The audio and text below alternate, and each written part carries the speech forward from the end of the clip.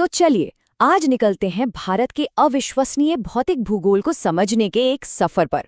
पहाड़ों से लेकर मैदानों तक और फिर समंदर के किनारों तक भारत की जमीन अपनी एक अलग ही कहानी सुनाती है। एक सवाल अक्सर मन में आता है कि भारत को सिर्फ एक देश नहीं बल्कि एक उपमहाद्वीप यानी सब कॉन्टिनेंट क्यों कहा जाता है। आखिर इस बड़े से शब्द का मतलब क्या है? इसका जवाब छिपा है भारत की जमीन की बनावट में, जो इतनी विशाल और इतनी अलग अलग तरह की है। असल में सोर्स मटेरियल इसे बृहद भौगोलिक इकाई कहता है।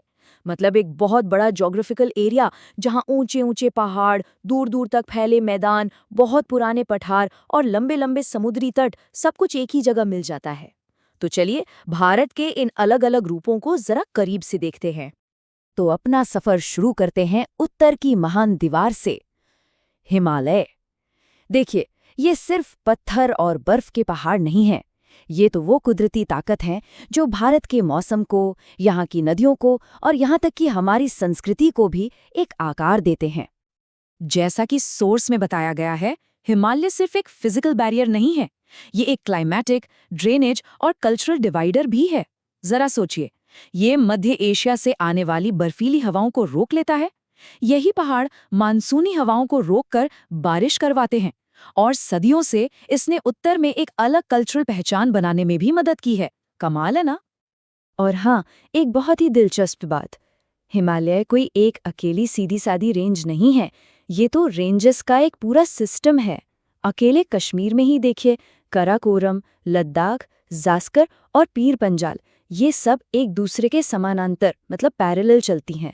और यही चीज़ इस पूरे इलाके को एक बहुत ही अनोखा रूप देती है।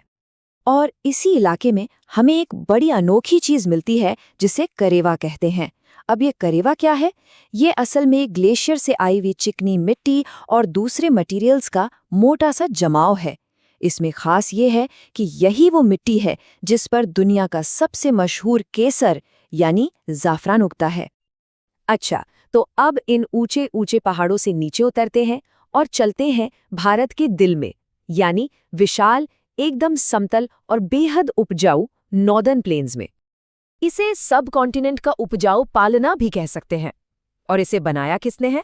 3 बड़ी बड़ी नदियों ने, इंडस, गंगा और ब्रह्मपुत्र। इन नदियों ने लाखों सालों में जो मिट्टी लाकर जमा की है, उसी से ये मैदान बने हैं। तो ये सिर्फ जमीन का एक सपाट टुकड़ा नहीं है, ये भारत का एग्रीकल्चरल और पॉपुलेशन हब है। और पता है, एक हैरान करने वाली बात, इन मैदानों में जो मिट्टी जमा है ना, उसकी औसत गहराई 1000 से 2000 मीटर तक है। मतलब लगभग 2 किलोमीटर गहरी मिट्टी। इससे अंदाजा लगाइए कि लाखों सालों में नदियों ने कितना जबरदस्त काम किया है इस उपजाऊ जमीन को बनाने के लिए। लेकिन ये मैदान भी हर जगह एक जैसे नहीं हैं। अगर हम नॉर्थ से साउथ की तरफ बढ़े तो ये 4 अलग अलग हिस्सों में बटे हैं। सबसे पहले आता है भाबर, ये कंकड़ पत्थर वाला इलाका जहां नदियां गायब सी हो जाती हैं। फिर आता है तराई, एक दलदली इलाका जहां वो नदियां फिर से जमीन पर दिखने लगती हैं। उसके बाद है बांगर, जो पुरानी मिट्टी वाला एरिया है। और आखिर में आता है खादर, जो बाढ़ वाले मैदानों की नई और सबसे ज्यादा उपजाऊ मिट्टी है।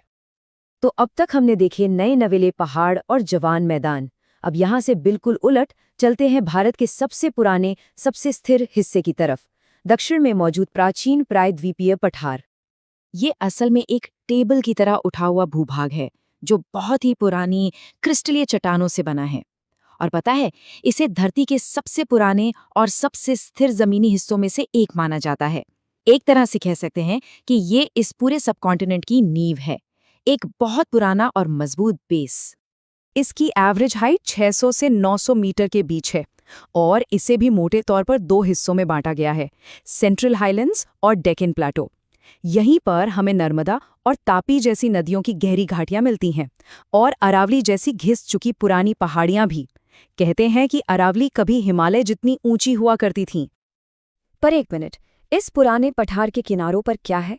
ये सवाल हमें हमारे सफर के अगले हिस्से की ओर ले जाता है। तो चलिए अब इस सफर के आखिरी पड़ाव पर चलते हैं और भारत के किनारों को एक्सप्लोर करते हैं, वो शानदार लैंडस्केप्स जो इंडियन पेनिनसुला को एक फ्रेम देते हैं, यानी यहाँ के कोस्ट्स, डेजर्ट्स और आइलैंड्स। पश्चिम की तरफ देखें तो मिलता है मरुस्थली यानी ग्रेट इंडियन डेजर्ट। ये रेत के टीलों वाला या एक सूखा इलाका है जहां साल भर में 150 मिलीमीटर से भी कम बारिश होती है। बिल्कुल अलग दुनिया। और जब बात तटों की आती है तो भारत के दोनों कोस्ट की कहानी बिल्कुल अलग है। वेस्टर्न कोस्ट यानी पश्चिमी तट संकरा है और कटा-फटा है, जो नेचुरल पोर्ट्स के लिए एकदम परफेक्ट है। वहीं दूसरी तरफ ईस्टर्न कोस्ट चौड़ा है और यहाँ बड़ी बड़ी नदियां आकर विशाल और उपजाऊ डेल्टा बनाती हैं। और आखिर में आते हैं हमारे आइलैंड ग्रुप्स, और इनकी भी दो बिल्कुल अलग अलग कहानियां हैं। बे ऑफ बंगाल में है अंडमान और निकोबार, जो असल में समंदर में डूबे हुए ज्वालामुखी पहाड़ों की चोटियां हैं। और हाँ, भारत का इकलौता एक्टिव वॉल्केनो भी यही है। दूसरी तरफ अरेबियन सी में है लक्षद्वीप, जो कोरल से बने खूबसूरत छोटे छोटे द्वीपों का एक ग्रुप है। तो चलिए इस पूरे सफर को फटाफट से एक बार रिवाइंड करते हैं। हमने शुरुआत की थी उत्तर के महान पर्वतों से, जो एक गार्ड की तरह देश की रक्षा करते हैं। वहां से हम नीचे उतरे विशाल उत्तरी मैदानों में, जो नदियों का तोहफा है और देश का अन्न भंडार भी। और फिर हमने देखा सबसे पुराना पठार, दो अलग तरह के समुद्री तट, सूखा रेगिस्तान और अनोखे द्वीप। अब देखिए, ये सभी अलग अलग हिस्से मिलकर ही वो एक अविश्वसनीय रूप से डाइवर्स यूनिट बनाते हैं जिसे हम भारत कहते हैं। और ये सब हमें एक आखिरी और बड़े सवाल पर लाकर छोड़ देता है कि इतनी ज्यादा ज्योग्राफिकल डाइवर्सिटी यानी भौगोलिक विविधता किसी भी देश की पहचान को कैसे बनाती और बदलती है। ये एक ऐसा सवाल है जिसका जवाब सिर्फ भूगोल में नहीं, बल्कि इतिहास और संस्कृति की गहराइयों में छिपा है।